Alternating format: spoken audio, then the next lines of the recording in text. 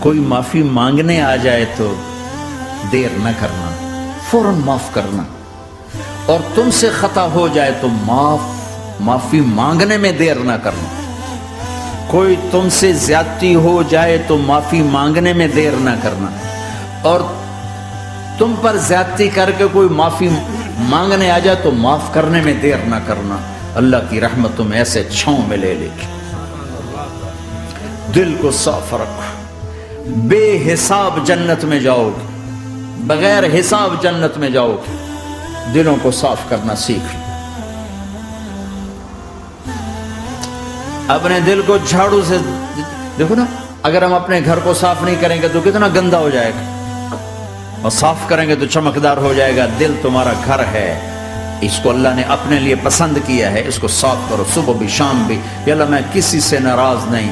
اگر تم اس مجمع میں ایسے لوگ بیٹھے ہو جو کسی سے تم بولتے نہیں ہو، بھائی بھائی ہے، دوست ہے، میاں ہے، بیوی ہے، چاچا ہے، بھتیجا، آپس میں اگر تم کٹے ہوئے ہو، ہاتھ چھوڑ دو، اٹھتے ہی صلح کر لو۔ چونکہ میرے نبی کا فرمان ہے، جب دو مسلمان آپس میں لڑ پڑیں اور بات نہ کریں تو اللہ ان کے سارے عمل مردود کر دے۔ تو کہتا جب تک یہ صلح نہیں کریں گے ان کا کوئی عمل قبول نہیں۔ تو اپنے دل پہ پتھر رکھو، معاف کرو، خود جا کے معافی مانگو، چاہے جتنا اس میں تمہیں زور لگانا پڑے مانگو۔ اللہ کی قسم میرے نبی کا فرمان ہے، معاف کرنے سے عزت گھٹے تو مجھ سے لے لو، معاف کرنے سے عزت نہیں گھٹتی۔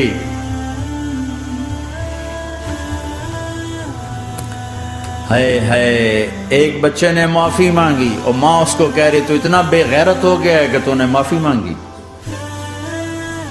اگر ماں کہہ رہی تو اتنا بے غیرت ہو گیا تو نے معافی مانگی۔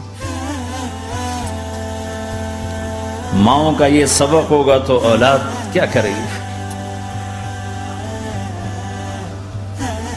آپ سوئے ہوئے ہیں، سفر میں ہیں، میرے نبی، ایک بدو آیا، غورس اس کا نام تھا، غورف۔ اس نے آپ ہی کی تلوار اٹھائی اور آپ کے یوں پسلی میں ماری، آپ کی آنکھ کھلی تو تلوار لے کے کھڑا، من یمنعک منی، اب بول کون بچائے گا؟ تیار ہو یا؟ تو آپ ہنس پڑے۔ آپ نے کہا اللہ، وہ اللہ کہنا تھا کہ تلوار اس کے ہاتھ سے گر گئی۔ تو آپ نے اٹھا لی، آپ نے ایسے سیدھی کی، آپ نے کہا اب تمہیں کون بچائے گا؟ کہنے لگا مجھے تو تو ہی بچائے گا۔ تو آپ نے کہا کلمہ پڑھتے ہو؟ کہا نہیں پڑھتا۔ کہا جاؤ معاف کیا، جاؤ معاف کیا۔ یہ میرا نبی ہے، یہ آپ کا نبی ہے۔ ہم تو خالی کوئی اوے کر دے تو ہم اس سے بات چیت چھوڑ دیتے۔